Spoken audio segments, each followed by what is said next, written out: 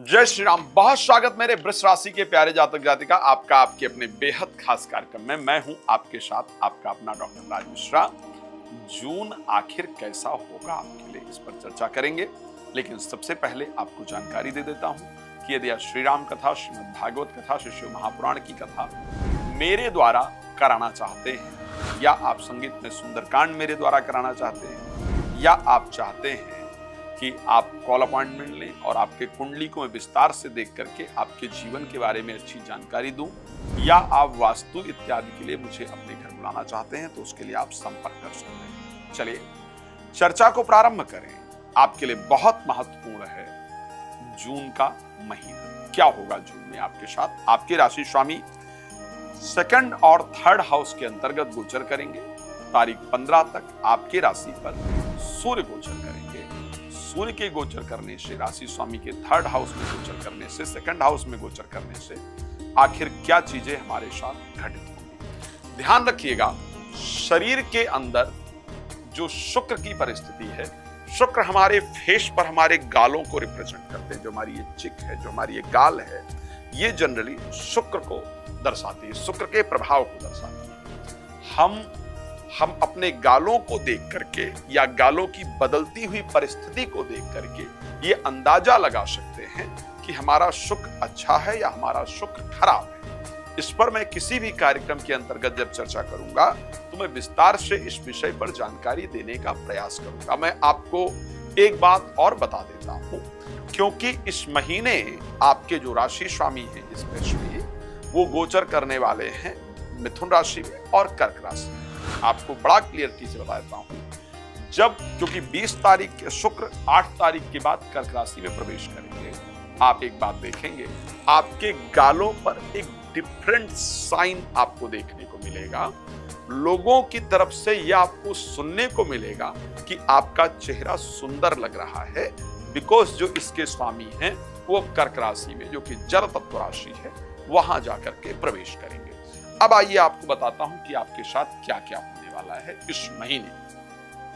आपके साथ इस महीने में जो सबसे शानदार परिस्थिति रहेगी, उसमें तारीख 8 से पहले आप चाहे थोड़ा पैसा ही अपने कर्ज से कम करने का प्रयास करें, कम हो। जो आपका कर्ज बहुत दिन से चढ़ा हुआ था वो कम हो, या फिर थोड़ा पैसा आपको ससुराल इत्यादि से प्राप्त हो, ये बिल्कुल पक्का है, या थोड़ा पैसा आप किसी शेयर मार्केट में या कहीं पर इन्वेस्ट करें। इन तीन में से एक चीज निश्चित रूप से आपके साथ होने जा रही है, इस बात को आप ध्यान रखिएगा। साथ में तारीख 8 के बाद, बिल्कुल नोट कर लीजिएगा, तारीख 8 के बाद आप एक यात्रा करने जा रहे हैं।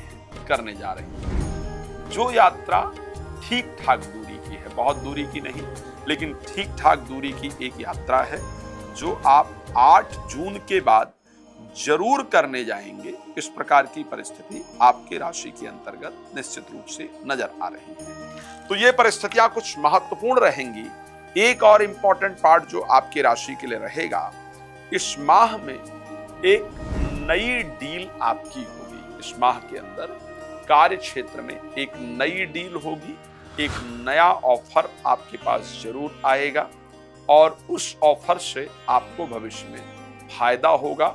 उस डील से आपको भविष्य में फायदा होगा, जिससे आपको ये महसूस होगा कि हाँ, अब मेरे कार्य क्षेत्र में बदलाव आने वाला है, अब मेरा कार्य बेहतर होने वाला है। इस प्रकार की परिस्थिति रहेगी। लेकिन अब आइए कुछ मेजर चीजों पर डिस्कस कर लेते हैं।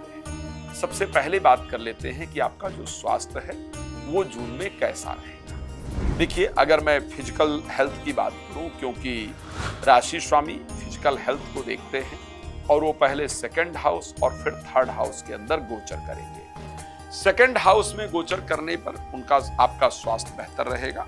इवन थर्ड हाउस पर भी गोचर करने से आपका स्वास्थ्य निश्चित रूप से बेहतर रहेगा।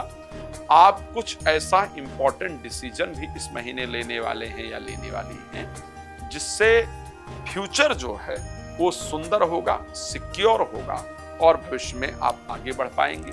इसमें कोई दो राय नहीं है कि प्रेजेंट टाइम के अंतर्गत आप बहुत फ्रस्ट्रेट हैं अपनी लाइफ से।